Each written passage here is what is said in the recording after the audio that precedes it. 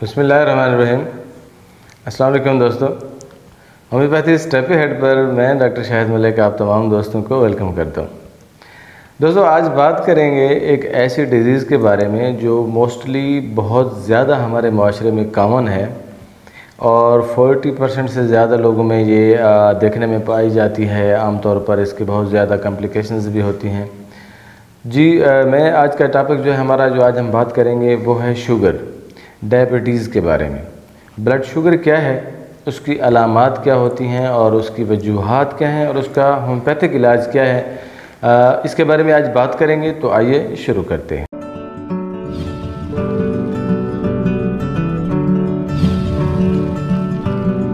जी दोस्तों, आज का हमारा जो टॉपिक है वो है डायबिटीज़। डायबिटीज़ की क्या कॉम्प्लिकेशंस होती हैं और क्या साइन और सिम्टम्स होते हैं और उसके क्या इलाज होते हैं। डायबिटीज़ को जानना भी हमारे लिए बहुत ज़रूरी है। शुगर या ब्लड शुगर जो होती है उसकी कितनी किस्में होती हैं, कब शुरू हो रही होती है, उसकी कॉम्प्लिकेशंस क्या होती हैं, इसके बारे में जानना बहुत ज़रूरी है। तो ये वीडियो शुरू करने से पहले मैं आप तमाम दोस्तों से गुजारिश करूंगा कि अगर आप मेरे चैनल पर नए आए हैं और पहली बार ये वीडियो देख रहे हैं तो प्लीज़ चैनल को सब्सक्राइब ज़रूर कीजिए और बेल आइकन को हिट भी ज़रूर कर दीजिए ताकि मेरी हर आने वाली इन्फॉर्मेटिव वीडियो आप तक मुकम्मल पहुंचती रहे। और साथ ही साथ अपने दोस्तों के साथ शेयर भी ज़रूर कीजिए ताकि ये मालूमात आपके दोस्तों तक भी पहुंचती रहें। तो जी दोस्तों, आज का हम टॉपिक शुरू करते हैं वक्त ज़ाया किए बगैर कि शुगर क्या होती है। शुगर के बारे में जानना निहायत ज़रूरी होता है कि शुगर बेसिकली हमारे मोस्टली जो माशरे में पाई जाती है उसका शिकार जो है 40% होते हैं और जो प्री डायबिटिक होते हैं वो तो और ज़्यादा है।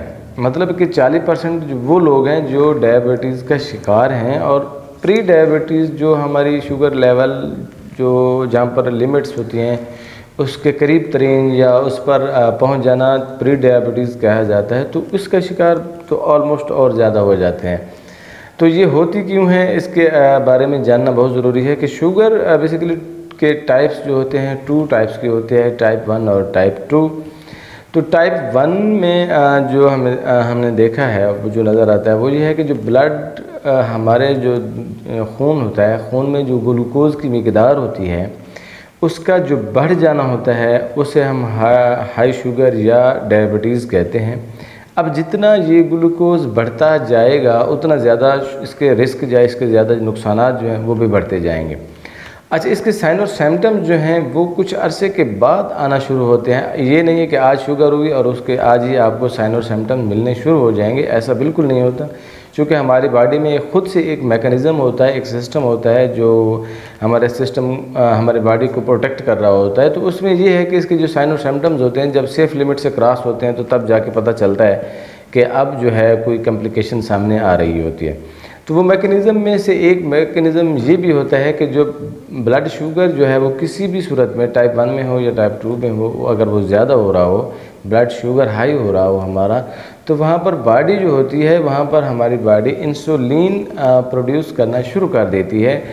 उसका काम ये होता है इंसुलिन का कि वो हमारे खून में से जो शक्कर की मिकदार होती है, जो ग्लूकोज़ की मिकदार होती है, उसको कम करती है। और कम करने के साथ ये होता है कि वो जो शुगर होती है उसको मूव करके वो खून से लेकर सेल्स में ले जाती है और सेल में जाकर वो एनर्जी में या फैट्स में तब्दील कर देती है। अगर वो फैट्स में तब्दील हो रहे होते हैं तो वहाँ पर हम मोटापे का शिकार हो रहे होते हैं, वज़न बढ़ रहा होता है और इसके साथ और भी ज़्यादा कॉम्प्लिकेशनें आ रही होती हैं।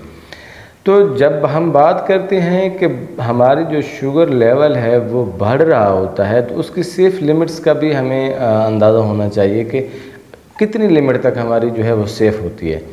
तो चूँकि जितनी ज़्यादा ये बढ़ती जाएगी तो कॉम्प्लिकेशनें खामखा उसकी ज़्यादा आती रहेंगी और कॉम्प्लिकेशनें उस वक्त आती हैं जब हमारी बॉडी जो है उसकी जो क़ुव्वत बर्दाश्त होती है, जो एक लिमिट होती है, वो उससे जब एक्सीड होती है तो फिर उसकी कॉम्प्लिकेशनें सामने आना शुरू हो जाती हैं। तो इसमें हम ये देखते हैं कि जो हमारी सेफ़ लिमिट्स हैं, सेफ़ लिमिट्स में ये है कि जो नॉर्मल है वो 100 तक हम काउंट करते हैं और जो प्री डायबिटीज़ होती है वो 120 तक हो जाती है और 120 से अगर ऊपर गई है तो मामला टाइप 1 में चली जाएगी अगर ये 180 या 200 या 200 प्लस चली जाती है तो वो अनकंट्रोलेबल टाइप 2 में हो जाएगी, जिसके बहुत ज़्यादा रिस्क फैक्टर भी होते हैं, जिसकी वजह से हमारे और भी आर्गन डैमेज हो सकते हैं। तो अब ये जानना ज़रूरी है कि हमें ब्लड शुगर के जो साइन मिल रहे होते हैं उसमें ये देखना है कि इसकी काजेज़ क्या होती हैं। एक तो काज ये है, इसमें भी दो तरीके होते हैं। एक तो काज ये होती है कि जो हमारा इंसुलिन है, वो जो हमारा लबलबा है, जो पैंक्रियाज है, वो उसके सेल्स की वजह से, जो उसकी ख़राबी की वजह से वो इंसुलिन बना ही नहीं रहा होता, हमारी बॉडी इंसुलिन प्रोड्यूस कर नहीं रही होती। तो ये एक वजह होगी। और दूसरी वजह ये होती है कि बन तो रहा है लेकिन उसमें ये है कि कार्बोहाइड्रेट टॉक्सिसिटी में ज़्यादा होने की वजह से, कार्बोहाइड्रेट टॉक्सिसिटी क्यों हो रही होती है, उसकी वजह ये होती है कि हम बहुत ज़्यादा मिकदार में कार्बोहाइड्रेट ले रहे होते हैं। तो कार्बोहाइड्रेट जब जितना हम मिकदार में लेंगे तो उसकी वजह से जो हमारे जिस्म में शुगर की मिकदार जो है वो ज़्यादा होती है। अब चूँकि हमारी जो बॉडी है उसमें एक मैकेनिज़्म है कि उसने इंसुलिन बनाना होती है, इंसुलिन प्रोड्यूस करनी होती है, और इंसुलिन ने क्या करना होता है, उस शुगर को लेकर उन सेल्स में लेकर जाना होता है, उसमें वो फैट्स में तब्दील करती है। जो कार्बोहाइड्रेट होगी तो लामहला उससे शुगर ज़्यादा होगी, और वो कार्बोहाइड्रेट्स जो होगी हमारे फैट्स में तब्दील होगी तो मोटापा ज़्यादा होगा। अब दूसरा मैकेनिज़्म जो बॉडी का ये होगा, चूँकि वज़न ज़्यादा हो रहा है, एक्सीड ज़्यादा कर रहा है, तो फिर उसने बॉडी ने क्या करना है, उसने इंसुलिन को बनाने से रोक देना है, और उसको हम कहते हैं कि इंसुलिन रेजिस्टेंट। इंसुलिन रेजिस्टेंट उस वक्त बॉडी करती है कि जब आपका वेट ज़्यादा हो रहा होता है और कार्बोहाइड्रेट हम रोज़ाना की बुनियाद पर ले रहे होते हैं, खाना ले रहे हैं, और चीज़ें ले रहे होते हैं, फैटी फूड ले रहे होते हैं, काम नहीं कर रहे होते हम, और एक्सरसाइज नहीं कर रहे होते, तो जिसकी वजह से ये चीज़ें सामने आ रही होती हैं। तब जाकर हमें ये क्या होता है कि जो बॉडी होती है वो इंसुलिन को कंट्रोल नहीं कर रही होती, तब उसको इंसुलिन रेजिस्टेंट हो जाती है। तो उसमें अब ये होगा कि बॉडी में इंसुलिन तो है, बन तो रही है, लेकिन उसने बॉडी ने उसको रेजिस्टेंट कर दिया है ताकि इसको मज़ीद फैट्स में ये तब्दील ना करे, मज़ीद मोटापा ना हो, जिसकी वजह से हमारे हार्ट के या और जो प्रॉब्लम्स होते हैं वो सामने आ जाते हैं। तो इसलिए अब दूसरी जो टाइप 2 है वो इस सूरत में है कि हम अगर अपने लाइफस्टाइल को चेंज कर लेंगे तो ये भी हम कंट्रोल कर सकते हैं, और इसके साथ साथ और अद्वियात भी होती हैं जो हम ले सकते हैं, जिसकी वजह से हम अपने फैट्स को लूज़ करके हम अपनी शुगर लेवल को नॉर्मल कर सकते हैं। अब इसके जो नुकसानात हैं वो ये है कि इसमें ये होगा कि जब एक लिमिट आएगी, जब इंसुलिन भी रेजिस्टेंट है और जो हमारे सेल्स हैं वो चूँकि भूखे होते हैं, जो अपने मिकदार के लिए, अपनी तवानाई के लिए जिस्म को कह रहे होते हैं कि हमें भूख है, हमें कुछ दे दें, उनकी तवानाई को पूरा करने के लिए जिस्म जो है उनको और ज़्यादा खुराक दे रहा होता है, तो हम और ज़्यादा खाने लग जाते हैं और ज़्यादा पीने लग जाते हैं। इसकी वजह से फिर ये होता है कि वो जो सेल होते हैं वो उन तक फिर वो फैट्स नहीं पहुँचते, और उसका असर ये होता है कि वो जिस्म हमारा मोटापे का शिकार हो जाता है, जिसकी वजह से हमारी शुगर जो है वो और बढ़ जाती है। अब टेस्ट में जो है टेस्ट अगर हम कराएंगे तो शुगर का लेवल बहुत ज़्यादा होगा।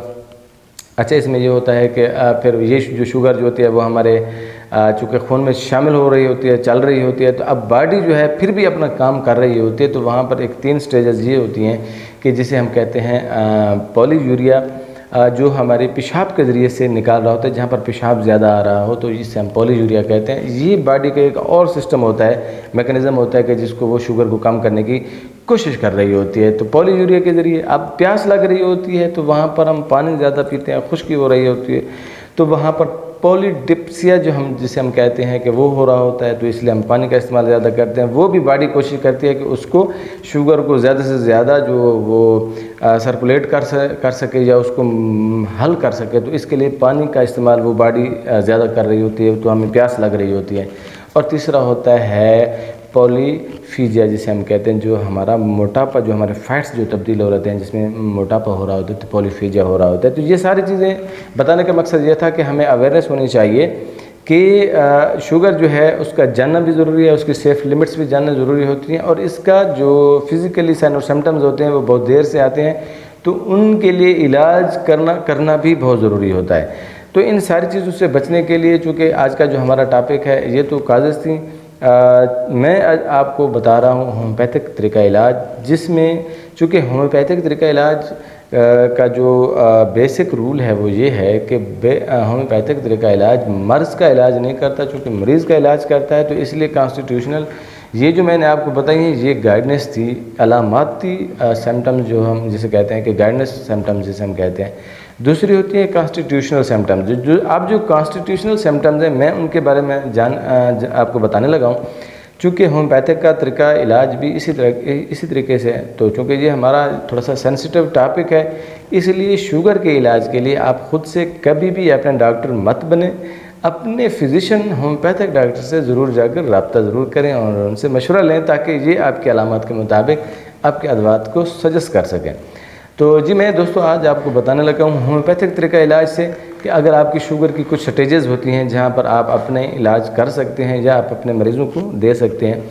तो जी खून में अगर शुगर की ज़्यादती हो, ब्लड शुगर हाई आ रहा हो, तो वहाँ पर हम आर्सेनिक ब्रोम 3x में दे सकते हैं, और रस एरोमेटिक भी दे सकते हैं, और सेजीजियम भी दे सकते हैं। सेजीजियम जो है वो मदर टिंचर में देनी चाहिए ये, लेकिन जब क्रॉनिक केसेस हों वहाँ पर आप सेजीजियम दे सकते हैं।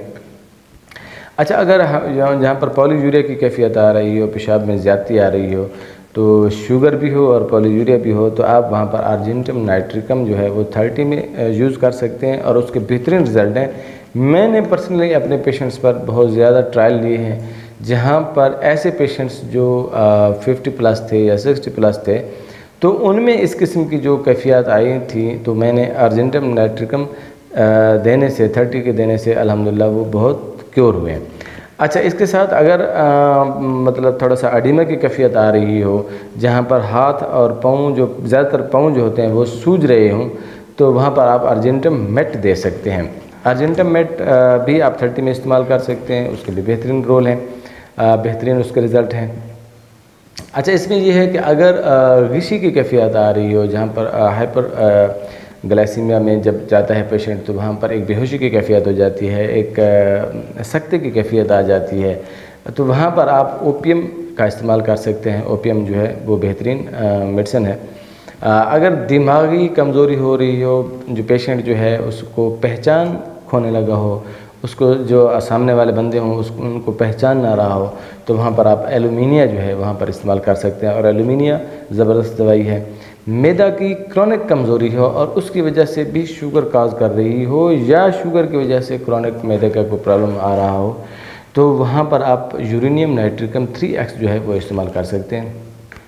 शुगर की वजह से गैंग्रीन हो जाती है मोस्टली, तो वहाँ पर भी आप इस्तेमाल कर सकते हैं। उस गैंग्रीन में कार्बोवेज जो है वो बेहतरीन दवाई है गैंग्रीन के हवाले से। लेकिन आर्सेनिक भी आप दे सकते हैं, और आर्सेनिक की 1 mg की अगर डोज दे दें तो भी बहुत अच्छे रिज़ल्ट मिलते हैं। लेकिन एक चीज़ ये है कि आर्सेनिक की डोज़ देने से अगर वो पेशेंट बहुत ज़्यादा कमज़ोर है, तो वहाँ पर आप आर्सेनिक को एहतियात से इस्तेमाल करेंगे, क्योंकि आर्सेनिक देने से कुछ नुकसान का ख़तरा हो सकता है। अगर रात में पेशाब ज़्यादा हो रहा है, पेशेंट को रात में यूरिन ज़्यादा हो रहा है, तो वहाँ पर आप एसिड फास्ट 200 जो है तो पर डे दे सकते हैं, एक खुराक 1 वीक के लिए या 15 दिन के लिए। फिर उसके बाद जो है आप एस्टिक एसिड भी चला सकते हैं, या क्यूप्रम आर्स जो है वो भी चला सकते हैं। अगर पेशाब कम आ रहा हो तो वहाँ पर आप क्यूप्रम आर्स 30 भी दे सकते हैं। अच्छा, कुछ पेशेंट ऐसे होते हैं हमारे जो अच्छा खा भी रहे होते हैं, लेकिन उसके बाद भी उनको कमज़ोरी आ रही होती है शुगर की वजह से, तो वहाँ पर आप एस्टिक एसिड जो है वो इस्तेमाल कर सकते हैं। अच्छा, ये है कि अमूमी तौर पर ऐसा होता है कि जो हमारे शुगर के पेशेंट होते हैं उनमें ख़ारिश की कैफियत होती है, उनकी स्किन जो है वो थोड़ी सी डिस्टर्ब होती है और वो ठीक नहीं हो रही थी। तो वहाँ पर आप शुगर के पेशेंट के जहाँ पर इचेज़ आ रही हों, ख़ारिश आ रही हो, तो वहाँ डोलेक्स आप दे सकते हैं, वो भी एक बेहतरीन मेडिसिन है। अगर पेशाब में एल्बुमिन खारिज हो रहा हो, बदबू आ रही हो, पेशाब में जलन भी हो, और पेशेंट आपको बता रहा हो कि जो पेशाब है वो गाढ़े कैफियत में है, उसमें बू भी आ रही है, स्मेली है, तो वहाँ पर आप कैंथ्रेस जो है वो इस्तेमाल कर सकते हैं। कैंथ्रेस आप मदर टिंचर में भी इस्तेमाल कर सकते हैं, 30 में भी इस्तेमाल कर सकते हैं। अगर शुगर की वजह से रिमोटाइड आर्थराइटिस हो रहा हो या रिमोटाइज़म हो रहा हो, जोड़ों में दर्द हो रहा हो, तो वहाँ पर आप लैक्टिक एसिड इस्तेमाल कर सकते हैं। और लैक्टिक एसिड जो है वो उसका जितने भी हमारे जोड़ों के दर्द हैं शुगर की वजह से जो होते हैं वो उनको बेहतरीन कवर देगी। शुगर की वजह से अगर कब्ज़ हो रही है, पेशेंट हमारा जो डायबिटिक पेशेंट है उनमें कब्ज़ है, तो उनमें आप प्लम्बम मेट जो है वो इस्तेमाल कर सकते हैं। प्लम्बम मेट आप 30 में भी इस्तेमाल कर सकते हैं या अपने मरीज़ की अलामात के मुताबिक भी उसको सजेस्ट कर सकते हैं। एक कैफियत ऐसी आती है कि जो हमारे फैटी पेशेंट होते हैं तो वहाँ पर उनमें गठिया की कैफियत बनती है, शुगर भी होती है या यूरिक एसिड की ज़्यादती की वजह से कुछ गठियाँ बनती हैं और उन गठियाँ की वजह से एक तकलीफ़ का अमल हो, तो शुगर पेशेंट भी हो और गठियाँ बन रही हों तो वहाँ आप हेलोनियस आप इस्तेमाल कर सकते हैं और हेलोनियस का बेहतरीन रिज़ल्ट है वहाँ पर। अगर गुर्दों पर थोड़ा सा या रीनल फैक्टर हो रहा हो, कोई रीनल फेलियर की कैफियत हो रही हो, तो आप वहाँ पर वेसिकेरिया इस्तेमाल कर सकते हैं 3x में, और एलिसिरम जो है वो 6x में आप इस्तेमाल करेंगे साथ में, और साथ में सेसजीजियम जो है वो भी आप इस्तेमाल करेंगे। शुगर के साथ अगर ब्लड प्रेशर हाई आ रहा है और शुगर भी है, तो वहाँ पर आप यूनियम नाइट्रिकम आप इस्तेमाल कर सकते हैं 30 में, ये आप इस्तेमाल करेंगे। अगर टाइप 1 जिस तरह से मैंने कहा था कि अगर लबलबे की ख़राबी की वजह से इंसुलिन बन ना रही हो, शुगर काज कर रही हो, जहाँ पर लबलबा ख़राब हो, तो वहाँ पर आप लबलबे की ख़राबी की में आप इस्तेमाल कर सकते हैं इंसुलिनियम 30। और साथ में जो है आप नेट्रम फास, नेट्रम सल्फ और काली फास और कलकेरिया फास जो है वो आप इस्तेमाल कर सकते हैं, ये आप एडिशनल दे सकते हैं। लेकिन इंसुलिनियम जो है जहाँ पर आपका लबलबा काम ना कर रहा हो, इंसुलिन आपकी बन ना रही हो, तो वहाँ पर इंसुलिनियम आप इस्तेमाल कर सकते हैं। अच्छा, इसके साथ अगर कोई हार्ट की डिजीज़ सामने आ रही हो या हार्ट का कोई प्रॉब्लम सामने आ रहा हो, तो वहाँ पर आप ग्लूनाइन इस्तेमाल कर सकते हैं। ग्लूनाइन आप मदर टिंचर में भी दे सकते हैं और उसकी पोटेंसी ऊपर नीचे भी आप कर सकते हैं अपने पेशेंट के अलामात के मुताबिक। अच्छा, एक चीज़ मैं थोड़ा सा बता देता हूँ, चूँकि ये एक बहुत लंबा टॉपिक है शुगर के हवाले से। जितना इस पर मैं बात करना चाहूँ तो शायद 1 घंटे से भी ऊपर की ये एक वीडियो बन जाएगी, तो इसलिए मैंने इन शॉर्ट मैं कोशिश कर रहा हूँ कि आपको थोड़ा सा बता दूँ। इसमें ये है कि किसी भी किस्म की अगर शुगर है तो आप ये मेडिसिन आप उनको दें, तो ये आपकी शुगर जो है वो कंट्रोल रहेगी। मेडोरिनियम जो है उसकी 1 mg की डोज़ आप उनकी कोई भी डोजेज़ पहले से चला रहे हैं, तो ये आपने किसी भी शुगर के पेशेंट को एडिशनल से देनी है, इजाफी से देनी है उसको।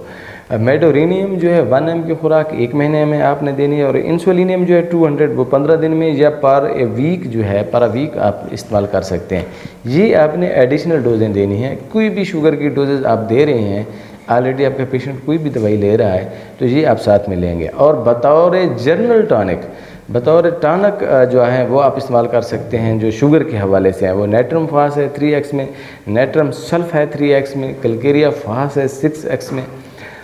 कोई भी अलामात हों, किसी भी किस्म की सामने हों, हाँ, ये आप इस्तेमाल कर सकते हैं एज ए टॉनिक। आप इलाज जो भी कर रहे हो तो ये टॉनिक के साथ आप दे सकते हैं। नेट्रम फास, नेट्रम सल्फ और कलकेरिया फास, ये 3x और 6x में आपने लेनी है। अच्छा, ऐसा होता है कि बाज़ वक़्त आप मेडिसिन दे रहे होते हैं अलामात के हिसाब से, गाइडेंस के हवाले से, लेकिन फिर कुछ अरसे के बाद ऐसा होता है कि वो उसकी जो कॉन्स्टिट्यूशनल सिम्टम्स जो होती हैं वो सामने आ जाती हैं, तो आपने उसको इग्नोर नहीं करना है। आपने उसकी कॉन्स्टिट्यूशनल जो सिम्टम्स हैं उसको मद्देनज़र रखते हुए भी आपने उसकी दवाई साथ चलानी है, तो उसके आपको बेटर रिज़ल्ट मिलेंगे। तो दोस्तों, चूँकि ये बहुत ज़्यादा लंबा टॉपिक है, तो इसलिए मैंने इन शॉर्ट आपको कोशिश की है थोड़ा सा बताने की और कुछ इलाज बताने की। मैं कोशिश करूँगा कि इन नेक्स्ट जो शुगर के जो मज़ीद पेंडिंग टॉपिक्स हैं डायबिटीज़ पर, मैं इंशाल्लाह वो आपको सामने लेकर आऊँगा। तो आज के लिए ये इतना कुछ है। आपको उम्मीद करता हूँ कि ये आज का ये टॉपिक बहुत ज़्यादा अच्छा लगा होगा। अच्छा, एक चीज़ मैं फिर से रिपीट कर देता हूँ कि चूँकि इस हवाले से शुगर का एक सेंसिटिव टॉपिक है और मोस्टली कॉमन भी है, तो आपने जब भी अपनी दवाई लेनी है तो आपने अपने डॉक्टर से कंसल्ट ज़रूर करना है, अपने अलामात उनको ज़रूर बतानी है और फिज़िकली आपने उनको ज़रूर बताना है और अपने टेस्ट्स वगैरह करा के तब जाके आपने अपनी दवाई को सजेस्ट करवाना है। तो जी दोस्तों, उम्मीद करता हूँ कि आज की ये टॉपिक आपके लिए बहुत ज़्यादा हेल्पफुल रही होगी। अगर ये टॉपिक आपको पसंद आया है तो अपने दोस्तों के साथ शेयर ज़रूर कीजिए। तो मिलते हैं अगले टॉपिक के साथ।